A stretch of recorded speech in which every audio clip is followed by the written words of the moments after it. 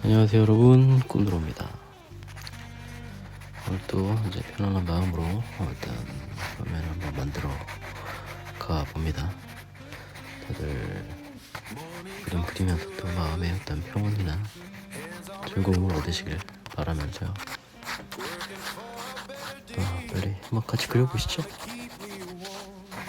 오늘은 얼굴에 먼저 기본적인 각도와 높이별 특성을 좀 그려보려고 하는데요. 입체감을 살려주는 굉장한 무기죠. 생동감도 주고 붓이 너무 어렵다 이렇게만 생각하지 마시고 어떤 기본적인 느낌을 먼저 한번 살펴보면서 조금씩 드로잉과 손에 접목하시다 보면 분명 좋은 그림이 만들어질 거라고 생각합니다. 자막도 한번 켜보시고 같이 그려보시죠. 기본적으로 가장 기본이 되는 옆모습을 먼저 한번 그려보고 있어요. 전에도 한번 언급드렸던 보통 이마, 눈썹과 코끝, 그리고 또 인중부터 턱까지 보통 이렇게 한 얼굴을 한 3등분을 하는 걸 기본으로 많이들 작업을 하시죠.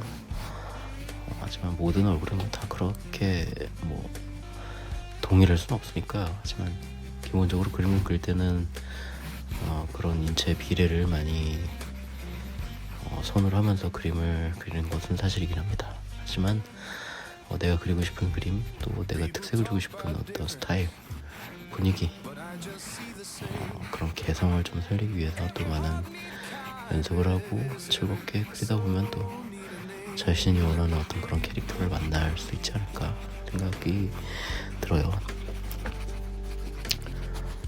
일단은 여러 가지 각도와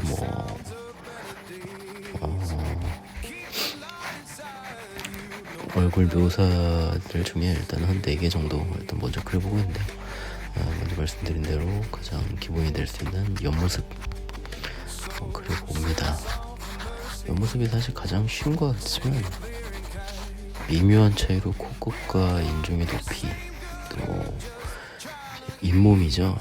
잇몸의 위치가 너무 안으로 들어가도 문제가 될 수 있고, 너무 튀어나오면 또 내가 원하던 그런 인상을 주진 않고, 또 이런 부분이 있는데, 또 그리다 보면서 열심히 맞추다 보면 좋아지죠.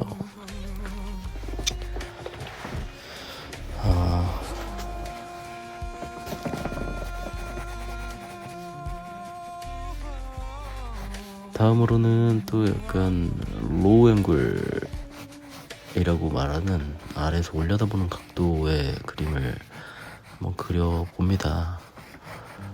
네. 아래에서 위를 올려다보려면은 凸이라는 것은 결국 가까운 것은 크고 진하게, 또 먼 것은 작고 흐리게, 이런 개념으로 많이 생각하시면 될 것 같아요. 아래에서 위를 올려다보기 때문에 가장 근접한 곳은 턱이겠죠. 얼굴에서는 턱과 목으로 연결되는 부분이 많이 보여질 것이고, 또 크고 넓게 보여지겠죠. 또 반대로 저 멀리 보이는 것이라고 하면, 멀리라고 하면 너무 극단적이겠지만 얼굴 안에 거리가 사실 거기서 거기잖아요. 하지만 얼굴이라는 걸 기본으로 넓은 어떤 캔버스라고 생각을 하자고요. 가장 멀리 보이는 곳은 이마가 될 테니까 이마는 또 좁게 보여질 거고요. 또 이제 위에서 내려다보는 각도인 하이 앵글이라고 하죠. 위에서 내려보는 각도의 그림도 한번 그려봅니다. 여기서는 반대로 이마와 정수리 부분, 이마 라인, 이런 부분이 사실 가장 크고 넓은 면적을 차지하게 되겠죠. 턱은 저 멀리 있으므로 좁고 얄쌍하게 표현이 될 것이고요. 또 이제 뒤에서 보는 모습도 한번 그려볼까요? 뒤에서 보려면 당연히 이제 뒤통수면, 또 목의 뒷덜미, 이런 부분이 사실 가장 넓은 면적으로 보여지겠죠. 그리고 너무 뒷모습이면 말 그대로 뒤통수밖에 안 보이잖아요. 그러니까 살짝 들어서 눈과 광대와 저 멀리 보일 수 있는 코끝과 입선 이런 부분을 잘 한번 그려봅니다. 사실 어렵게만 접근하지 마시고 살살 한번 조금씩 이렇게 스케치하면서 그리다 보면은 각도랑 부분이 좀 이해가 되고 연습이 많이 되실 거예요. 저도 뭐 잘 그리는 사람은 아니기 때문에 여러분도 같이 이렇게 그리다 보면 이런 어떤 그런 각도와 투시 또 높이 뭐 나중에도 그려보게 영상을 만들겠지만 극단적인 투시는 정말 예상외의 과감함이 필요하고 그런 과감함이 생각보다 굉장히 다이내믹한 느낌을 주게 되거든요. 그런 포징, 약간 다이나믹한 포징에 대해서 나중에 또 같이 한번 그려보시죠. 자, 그림을 또 하나하나씩 조금씩 구체화하면서 자리를 잡아 들어간 겁니다. 턱에서 중요한 부분은 턱과 목의 경계선이 사실 어떤 만화처럼 이렇게 딱 선이 그어져 있는 게 아니잖아요. 생각보다 그 면을 잘 처리해주고 자연스럽게 표현하는 게 쉽지 않아요. 뭐 그림을 굉장히 잘 그리시는 어떤 만화가분들이나 이런 분들도 그림을 잘 그리면 참 인체학적으로 연구를 많이 했다는 걸 알 수 있습니다. 뭐 그런 정말 잘 그리시는 작가들도 굉장히 연습을 많이 하실 때 우리도 그만큼 연습을 많이 해보면 되겠죠. 자, 하이앵글에서 봤을 때는 이제 이마 정수리 부분이 크게 보이듯이 눈두덩이 부분도 사실은 눈꺼풀을 아래로 그려주듯이 눈의 윗부분이 많이 보여지겠죠. 서양인이었다면은 더 눈이 깊숙이 들어가 있었고 저 눈의 라인도 안 보였을 거예요. 또 코끝도 더 과감하고 더 많이 나왔을 수도 있고 이런 부분 유념하면서 이제 그리시다 보면 뭐 더 많이 알게 되시고 더 재미도 많이 느끼실 거예요. 자, 그림을 전체적으로 이제 위부터 아래로 스캔하듯이 한 번씩 조금씩 훑어가면서 계속 그려봅니다.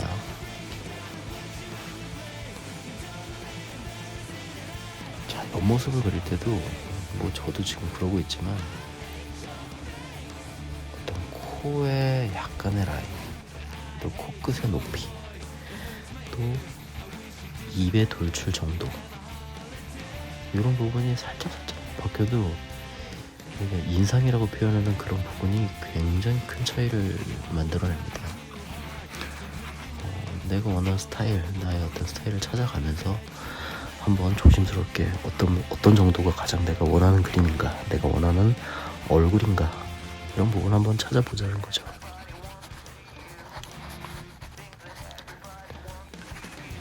아래서 올려서 보면 마찬가지입니다. 아래서 올려서 보다 보니 이제 눈도 그렇고 코의 밑부분, 눈의 밑부분, 입의 밑부분 이런 부분이 많이 강조가 되겠죠. 많이 보여지게 되겠죠.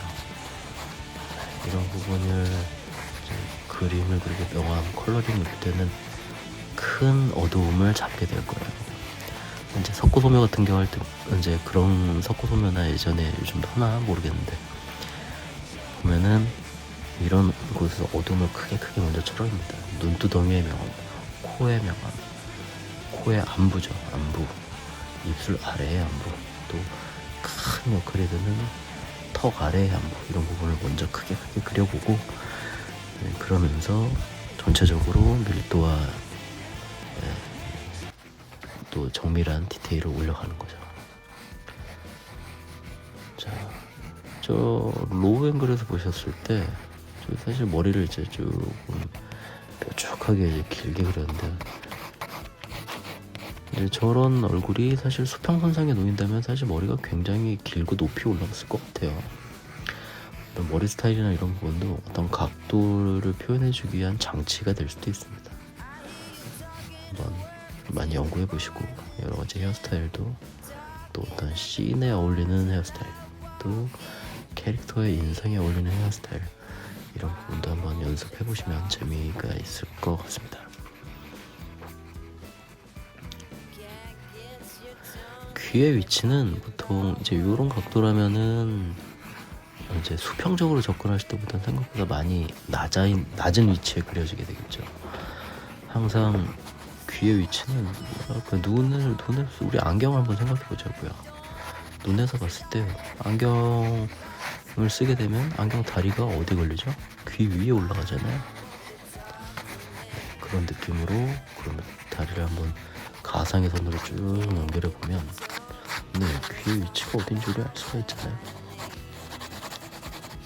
물론 여러 가지 캐릭터 극단적인 어떤 설정이라든가 이런 부분을 좀 추가하고 풍성하게 어떻게 되면 뭐 그거보다는 또 달라질 수도 있죠.